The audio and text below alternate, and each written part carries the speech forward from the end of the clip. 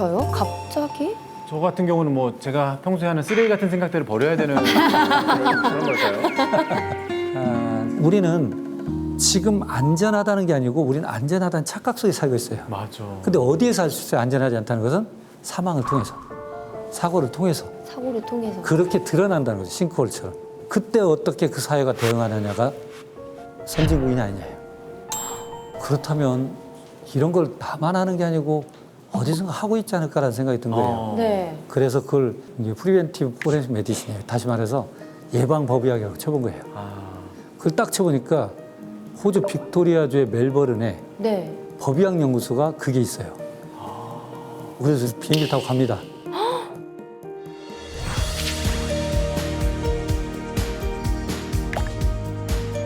여기 이제 뭐냐면 쓰레기차가 또 굉장히 큰 중형차가 후진할 땐 뒤에가 안 보이잖아요. 그렇죠. 후진하다가 어린애들이 치이는 사고가 발생합니다. 아이고. 우리도 왕왕 그런 적이 있었어요. 네. 그렇게 되면 이건 부모의 책임일 수도 있잖아요. 네. 여기는 그렇게 안 봅니다. 그럼 이것은 검시판사가 조사. 그러면 청문회처럼 열어가지고 거기에 해당되는 파트를 불러서 소명을 하라고 해요. 이렇게 네. 소명을. 그렇게 하면 이 애들이 여기 온 지가 얼마 안 됐어. 부모가 거가 참 낯설었던 곳이야. 라고 하면 부모가 그렇다 할지라도 시스템상으로 교정할 수 있잖아. 그래서 연구한 그때 중형차 헤비 비이클은 후진기어 나면 소리가 납니다. 그렇게 된 거구나. 소리가 납니다. 그러니까 사망 사고가 일어나면 단순히 사인을 밝혀내는 것뿐만 아니라 왜 이런 일이 일어났는지 파악하고 반복되지 않게끔 그 고리를 끊어내는 거죠. 네. 그러니까 우리가 그러잖아요. 뭔 일이 터지면 사고 발생, 조사, 책임자 처벌, 재발 방지 이렇게 되잖아요. 그게 아니고 쭉 가서 이 사고가 발생하기 전에 어떤 신호들이 있었는데 언제부터 우리가 놓치고 있었지? 이걸 찾는 거예요. 언제부터 놓치고 있었지? 이게 안전한 사회를 위해서 가는 유일한 가장 기본적인 자세예요. 그리고 누군가는 뭔가 사고가 나고 나서 어떤 보완책들이 마련됐을 때 약간의 자조 섞인 목소리로 소 잃고 외양간 고치냐? 소 잃고 외양간이라도 고쳐야 돼요. 그렇죠. 근데 소가 잘못됐다고 생각하면 안 돼요. 소 때문이야 그러면 안 돼요. 네. 누군가에게 일어난 일은 누구에게나 일어날 수 있다. 이걸 항상 잊어서는 안 돼요. 맞아요. 우리 가족의 일이 될 수 있고. 그럼. 맞아요. 진짜. 제가 사고를 안 당할 거라는 완벽한 보장이 없잖아요. 그렇죠. 그 생각이 사고 당한 사람과 나를 격리시킵니다. 마치 그들의 불찰이, 그들의 부주의가, 그들의 무지함이 그 사고의 발생의 원인이 됐다라고 생각하는 경향들이 있어요. 그래서 우리는 어떻게 표현하냐면 그 한 사람의 죽음의 원인을 죽은 사람한테 돌리지 말아야 해요. 그 전에 신호는 분명히 있었어요. 맞아요, 맞아요. 저희가 이렇게 안전하게까지 이런 시스템이 오기까지 좀 여러 큰 사건들이 좀 몇 건 있었잖아요. 네, 앞전에. 대형 참사들이. 네.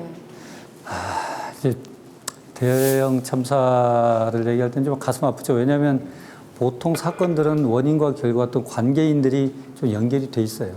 근데 대량 참사는 전혀 무관한 사람들이 무고한 분들이 많이 돌아가시는 경우가 있어서 또 예기치 못한 사고이기 때문에 저희가 하는 9.11 테러 같은 경우도 딱 3천여 명 정도의 사망과 2만 5천 명 정도의 부상자가 있었는데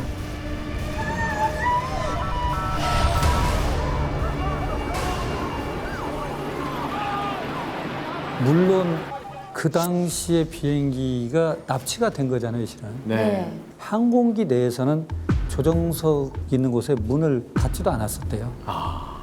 그런 식으로 허술하게 관리될 때라 테러범이 타서 허술하게 조정석이 뺏긴 게 된 거죠.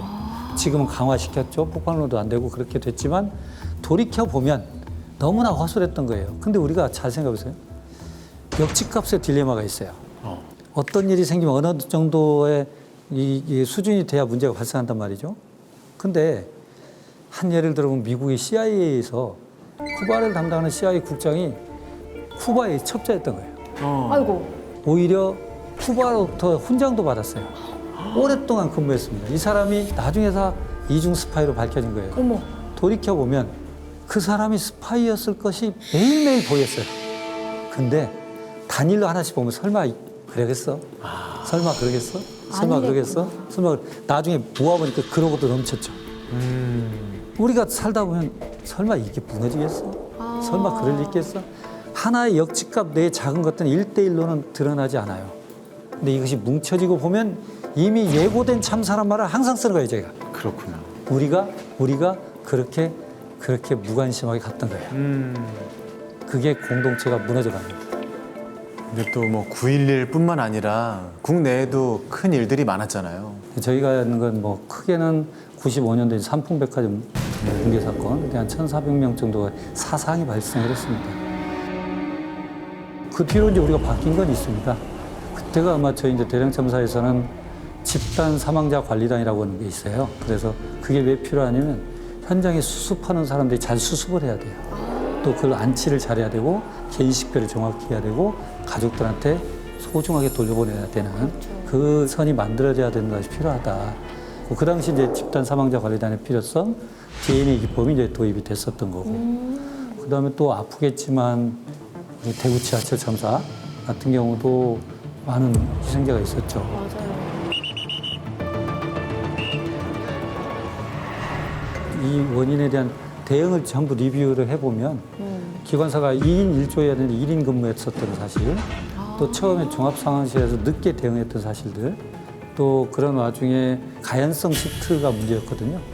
첫 번째 발생했던 10795호에서 소화기로 소화를 하려고 했어도 가연성 물질이 불이 붙고 연기가 나는 바람에 화재가 커진 거였어요. 맞아요. 그러다 보니까 그때는 드디어 가연성 시트가 알루미늄 시트로 바뀌어가지고 지하철 타보면 좀 딱딱하더라도 그렇게 돼 있죠. 늦게나마 한 사람의 죽음이 됐든 대량 참사가 됐든 우리는 분명히 벌어진 일에서 분명히 우리가 몰랐던 것들, 놓쳤던 것들, 무시했던 것들을 찾아내는 계기가 돼야 됩니다. 그것이 앞서가는 사회입니다.